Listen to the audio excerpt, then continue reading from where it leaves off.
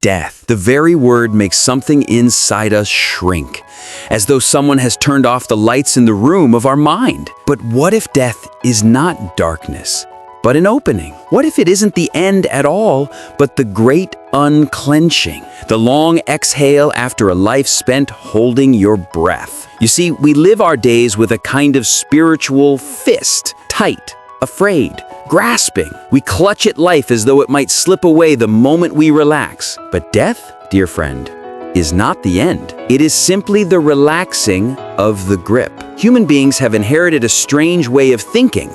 We divide existence into beginnings and endings. We say birth and death, as if life were a straight line with a start and a stop. But look more closely. There are no straight lines in nature. The river does not begin and end. It evaporates into the sky, becomes a cloud, falls as rain, flows again as a stream, and returns to the sea from which it came. It never disappears.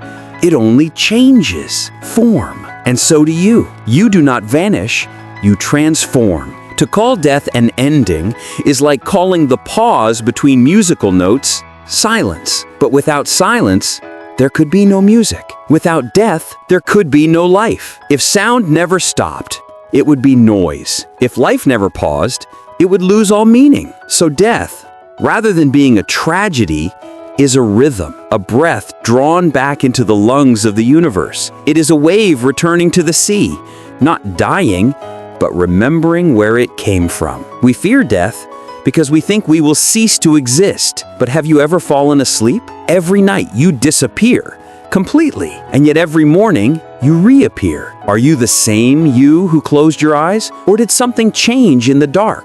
Death is like that deep sleep, but without the anxiety of waking. It is life whispering, "Rest now. You can stop holding on." We imagine that to live, we must hold on tightly. But notice, your breath continues, not because you hold it, but because you let it go. Life moves through release, not retention. Every inhalation is birth. Every exhalation is a tiny death. And your final breath, it too, will simply be another exhale.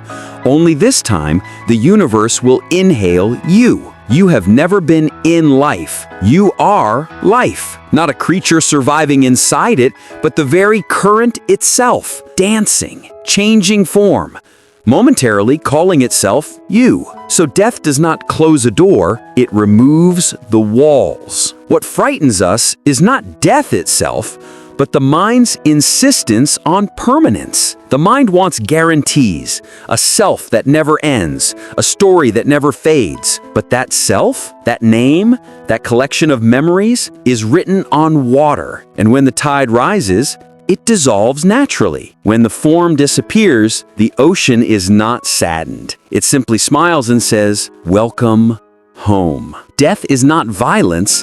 It is the peak of peace. It is the weary hand finally opening. It is the long, slow sigh of being. And when that hand releases, what you truly are, the light behind the eyes, the awareness that has been watching it all along, returns to its source, as effortlessly as a bird returns to the sky. When you see death only as the loss of the body, you make life too small. You stare only at the wave and forget the ocean. Death is the moment the illusion of me dissolves. The me made of name, of history, of reputation, of fear, like a flower dropping its final petal, not in defeat, but in fulfillment. And in that soft opening, nothing is destroyed. What has always been finally reveals itself. You do not fall into darkness. You fall back into light. Just as a candle's flame does not die when it goes out, it simply merges with the greater fire from which all flames are born. We fear death because we have mistaken ourselves for our costume. We think, "I am this body, this face, this biography." But death gently whispers, "No, you are none of that. You are the space in which all that is happening." The sky doesn't grieve when clouds pass away because it knows it was never the cloud. So too consciousness does not die. Only the forms within it change. Death rearranges, but never destroys. It is like diving into the ocean and forgetting your name. You do not lose yourself, you expand. You stop standing at the edge of life and finally become the sea. That is the unclenching, the soft release of everything you thought you were, the easing of the grip around your identity, your past, your fear. And in that relaxation, there is immense peace.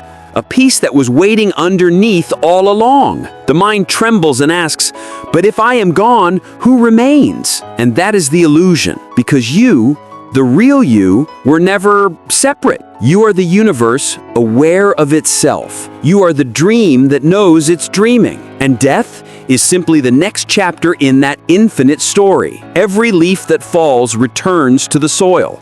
And from that soil, new leaves grow. Every night yields to dawn. Every exhale invites the next inhale. Life and death are not enemies. They are partners in an eternal rhythm. You see, life breathes in, death breathes out. Life rises, death returns. Together they form one movement, one heartbeat of the cosmos. And when you realize this, death ceases to be frightening. It becomes gentle, a soft invitation to rest, a mother's arm saying, shh, you can let go now. To understand this while you are still alive, that is true freedom.